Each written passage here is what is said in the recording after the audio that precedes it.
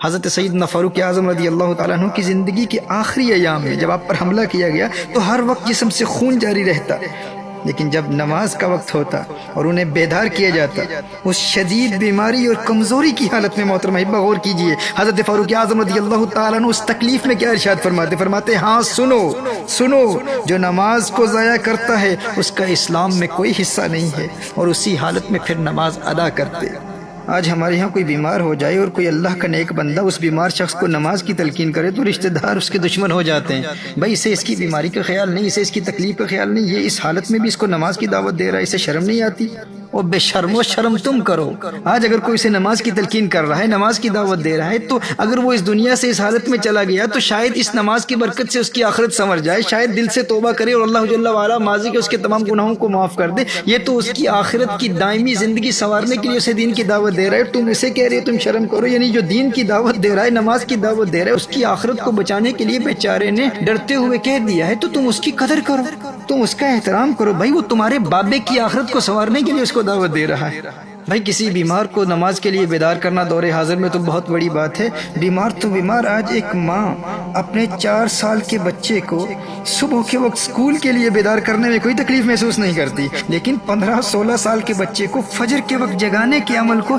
شدت پسندی اور ظلم سے تعبیر کرتی ہے کہ یہ ظلم ہو رہا ہے۔ بھائی یہ تھکا ہوا ہے بیچارہ، اس کی عمر ہی کیا ہے، ابھی چھوٹا بچہ ہے، لیکن وہ 4-5 سال کے ننھے بچے کو اسکول کے لیے بیدار کرنے میں کوئی تکلیف محسوس نہیں کرتا، کوئی اسے ظلم نہیں کہتا، کوئی ماں یہ نہیں کہتی کہ اس پر ظلم ہو رہا ہے، یہ کم سن بچہ ہے، کم عمر بچہ ہے، اس کو اس وقت بیدار نہ کرو، اس کو اس وقت تکلیف کیوں دے رہے، کوئی نہیں کہتا۔ 4-5 سال کے ننھے بچے کا دنیاوی مستقبل سنوارنے کے لیے اسے ہر تکلیف برداشت کرنے کی تربیت دی جاتی ہے، بلکہ باپ ماں سے ناراض ہو جاتا ہے کہ تو نے اسے اسکول کے لیے کیوں نہیں جگایا، لیکن 15 سال کے بچے کے دونوں جہانوں کے مستقبل کو برباد کرتے ہوئے کسی کو شرم نہیں آتی۔ اپنی ہی اولاد کو جہنم کی آگ میں جلنے سے بچانے کی نہ باپ کو پرواہ ہوتی ہے نہ ماں کو پرواہ ہوتی ہے، لیکن میرے دوستو پتہ اس وقت چلے گا جب قیامت کے روز یہی اولاد اپنے والدین کو گریبان سے پکڑ کر جہنم کی آگ میں دھکیل رہی ہوگی کہ ہماری آج کی بربادی کا سبب تم ہو، تم نے ہمیں اس مختصر زندگی کی کیریئر پلاننگ تو سکھا دی، لیکن تم نے ہمیں کبھی یہ نہیں بتایا تھا کہ فجر قضا ہو گئی تو لاکھوں برس جہنم کی آگ میں جلنا ہوگا۔ اس وقت بیٹا کہے گا کہ میں 5 سال کا تھا اور نرم بستر سے بیدار ہو جاتا تھا، کیونکہ تم نے مجھے پٹی ہی یہی پڑھائی تھی کہ اگر اسکول نہ گیا تو تمہارا کیریئر برباد ہو جائے گا، لوگوں کو کیا منہ دکھاؤ گے، تیری ناکامی پر لوگ ہنسیں گے، بڑے ہو کر ذلت و رسوائی کا سامنا کرنا پڑے گا، زمانے کے طعنوں اور غربت اور بھوک اور پیاس کو کیسے برداشت کرو گے؟ ہے میری ماں، ہے میرے ابو جی، تم نے پیٹ کی عارضی آگ سے تو ڈرایا تھا، لیکن افسوس کہ اس دن کی آگ کے بارے میں تم نے ہمیں کبھی کچھ بتایا ہی نہیں۔ آج تمہاری وجہ سے میں جہنم میں جا رہا ہوں، جانے کتنے برس جہنم کی آگ میں جلوں گا، اور سب سے بڑی محرومی تو یہ ہے کہ میں خود کو نیک سمجھتا تھا، لیکن آج میرے ماتھے پر لکھا ہوا ہے کہ میں اللہ کے حق کو ضائع کرنے والا ہوں، میں اللہ کے غضب اور ناراضگی کے ساتھ مخصوص ہوں، اور آج تیرا بیٹا اللہ جل وعلا کی رحمت سے مایوس ہے۔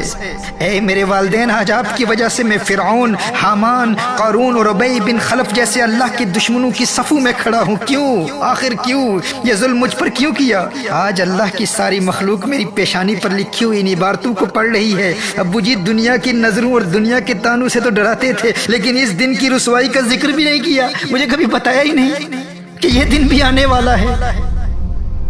کاش کہ تم نے مجھے جگایا ہوتا، کاش کہ تم نے مجھے نماز کی اہمیت بتائی ہوتی۔ تمہیں فجر کے وقت میرے آرام کا بہت خیال تھا، اور پورا دن جب اسکول میں گزار کر میں گھر واپس آتا تو ہوم ورک کے بارے میں بات کرتے، ہوم ورک کیا ہے یا نہیں، ٹیوشن پر بھیجنے کا اہتمام بھی کیا جاتا، اور جب میں ٹیوشن سے واپس آتا تو فوراً کہا جاتا اب آرام سے سو جاؤ کیونکہ ارلی مارننگ جاگنا ہے۔ عشاء کی نماز کے بارے میں مجھے کبھی تم نے بتایا ہی نہیں کہ عشاء بھی پڑھنی ہے۔ فجر کے وقت جگانے کا اہتمام کبھی تم نے کیا ہی نہیں، کیونکہ تمہیں میرے آرام کا بہت خیال تھا نا۔ ارے جب 5 سال کا تھا تو دنیا کی ناکامی کے ڈر سے اسکول کے لیے بیدار ہو جاتا تھا، تو 14 سال کی عمر میں آخرت کے عذاب سے بچنے کے لیے میں کیوں نہ بیدار ہوتا؟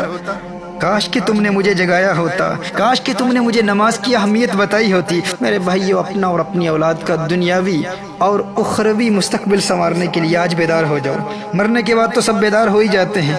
اس وقت تو سب کو سمجھ آ جاتی ہے، لیکن سمجھدار وہی ہے جو دنیا میں سمجھ جائے، کیونکہ وہاں تو سب سمجھ جائیں گے اور وہاں سمجھنے کا کوئی فائدہ نہیں۔ حقیقی سمجھدار وہی ہے جو اس دنیا میں سمجھ جائے۔ Everyone will understand in the hereafter, but that understanding will be useless. It will not benefit anyone. A wise man is the one who understands in this dunya. A wise man is the one who wakes up from the sleep of unconsciousness, from the sleep of negligence in this dunya, in this worldly life.